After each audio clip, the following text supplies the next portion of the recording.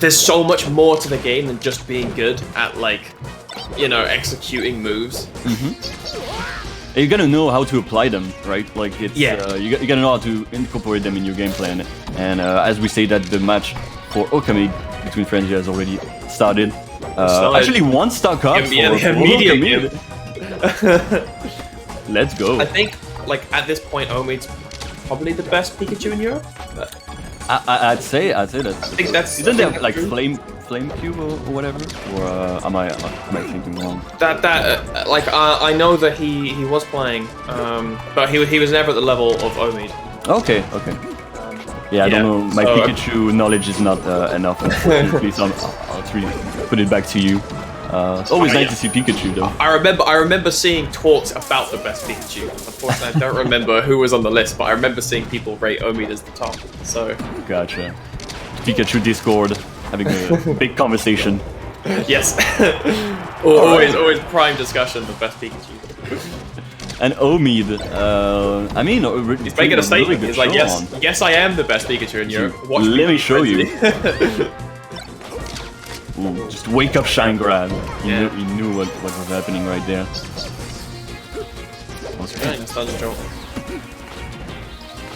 Yeah, Frenzy looking a little bit lost. That's so good. Oh my god. This is not what their seed represents. So it's really interesting to see that, and I'm really interested to see. Well, first if Frenzy can bring it back, because we know Frenzy has the comebacks in his pocket. He does, but like, I don't know. He's got to do something about Okameed's momentum for sure. True. It really felt like he was cornering him a lot, like Okameed was cornering Frenzy a lot, and he couldn't move, and that really affected the start of the game. Yeah. Well, like if you can't get into your zone. Into your own momentum, then it's gonna be really rough for the rest of the game. Yeah. I'm curious to see, like, it may have just been like a normal flub. I don't want to look into it too much, but like, immediately Frenzy had a situation where he could have, or he was just shooting lasers in front, and Omi just jumped over, landed behind him, and then Frenzy shot another laser forward. Yeah, so which makes no Omi sense. Just like immediately was like, oh, I guess I'll just punish that. So, like, after that kind of showing from Okameed, Frenzy needs to be playing really well.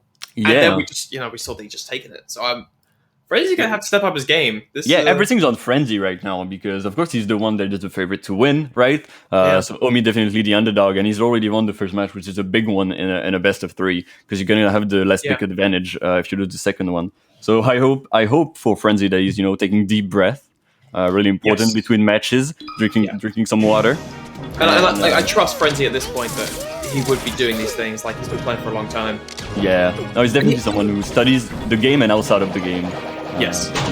As is Okameed, to be fair. Like, Okameed's known because he's like one of the biggest heroes in UK. Obviously, we have Okameed back now, so he's probably lost the title as the biggest. But yeah, like he's known for that, but he is like a very strong player, which we're seeing now as he's going toe-to-toe with Frenzy. Yeah, and he's already taken the first stock. He took him on Pokemon Stadium. I'm guessing he banned Yoshi's Story, which would make sense. Or he banned FD, probably. This is actually, I think, better than I've ever seen Okameed play. It's insane. It gives me a lot of excitement. I think the last time I seen Okameed play, well, I remember that it was at an age like the last HF LAN, and he seemed someone. He seemed someone who was like very into the game, and he won a match that was commentating, and a lot of emotion. So I hope he's ready mentally, because when you start like doing great against a good player, like above your level, sometimes you kind of start doubting yourself, like, oh, I'm gonna win, but like I need to do this, I need to do that. And, or like as soon as it starts to get taken away from you, it's like, oh no, they're playing well now, as opposed to like you doubt your abilities because you're like, oh no, before they were just giving me the stocks, and now I have to fight for it. I was just sort of getting away with things, but now that they're obviously playing better, I don't know if I can keep up. But it's like, no, you gotta just, you gotta just say like, okay, next up. I beat them the first match, I keep beating them. Okay, they're answering back, but I still got this, right? Yeah. But now Frenzy's shooting the lasers, shooting the gun, seems to be working quite well for him. That's like a very clear adaptation. It's just like, well, if I can't beat you by running at you, then I will shoot you many times, and it's working incredibly well. Well, yeah, for the moment it seems to be working. Pikachu Homie really needs to find some way to get in. Bear in mind that Omid was at 4 stocks, and Frenzy was at 2, and now it looks like Frenzy's about to take Omid's 2nd stock without losing one. Yep. Okay, I hope he takes some time maybe on this platform. No, just getting right back into it. See, he's trying to box Frenzy in the corner, but oh, nice. Oh, unfortunate misread. He's gonna be able to get that conversion. We need to see, like, how Omid responds to these lasers is going to be crucial. He's starting to get some power shields, so he's starting to get used to the timing of Frenzy's lasers. Yeah. But Frenzy's lasers are amazing, and he knows how to mix up the timing. So I wouldn't put it past him to kind of trick him on that. Yeah. To be honest, as well, like, when I see power shields of lasers, I'm like, I want to see 4 in a row before I consider you to have a solid response to lasers. Because if you power shield like 1 out of 3, that's not enough as a reliable response to lasers. Yeah, because you're losing in the end, and after a power shielded laser, you also need to have an answer after that. You need, a wave dash in. You need, you need something after. You can't just power shield, because maybe like a lower level Falco, they'll have their laser power shielded and be like, oh no, they kind of be stuck, right? But the player of the caliber of Frenzy, they get the lasers power shielded all the time. They know that it will happen, and they know how to answer it. So you need to be able to counter that. For sure.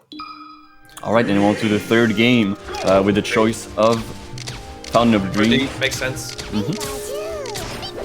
Frenzy sticking with the tried and true method.